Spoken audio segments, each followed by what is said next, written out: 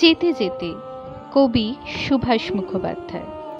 তারপর যেতে যেতে যেতে এক নদীর সঙ্গে দেখা, পায়ে তার ঘুঙুর বাঁধা, পরনে উড়ু উড়ু ঢেউয়ের নীল ঘাগরা।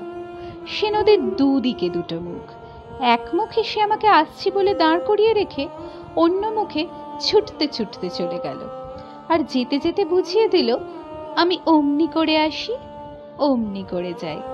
বুঝিয়ে দিল আমি থেকেও নেই, না থেকেও আছি।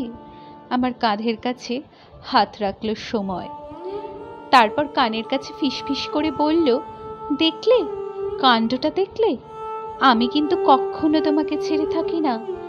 তার কথা শুনে হাতের মুঠোটা খুললাম। কাল রাত্রের বাসি ফুলগুলো সত্যই শুকিয়ে কাঠ হয়ে আছে। গল্পটার কোনো মাথা মুন্ডু নেই বলে বুড়োধারীদের একেবারেই ভালো লাগলো না, আর তাছাড়া গল্পটা বানানো। পাছে তারা উঠে যায়, তাই তাড়াতাড়ি ভয় ভয় আবার আরম্ভ করলাম। তারপর যেতে যেতে যেতে দেখি বনের মধ্যে আলো জ্বালা প্রকাণ্ড এক শহর। সেখানে খাঁ খাঁ করছে বাড়ি, আর সিঁড়িগুলো সব যেন স্বর্গে উঠে গেছে। তারই একটাতে দেখি চুল এলো করে বসে আছে এক পরমা সুন্দরী রাজকন্যা। লোকগুলোর চোখ চকচক করে উঠল, তাদের চোখে চোখ রেখে আমি বলতে লাগলাম। তারপর সেই রাজকন্যা আমার আঙুলে আঙুল জড়ালো। আমি তাকে আস্তে আস্তে বললাম, তুমি আশা, তুমি আমার জীবন।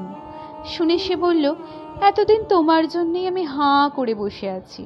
বুড়োধারীরা আগ্রহে উঠে বসে জিজ্ঞেস করলো, তারপর? ব্যাপারটা তাদের মাথায় যাতে ঢোকে তার জন্য ধোঁয়ায় ধোঁয়াকার হয়ে মিলিয়ে যেতে যেতে আমি বললাম, তারপর কি বলবো, সেই রাক্ষসী আমাকে খেলো।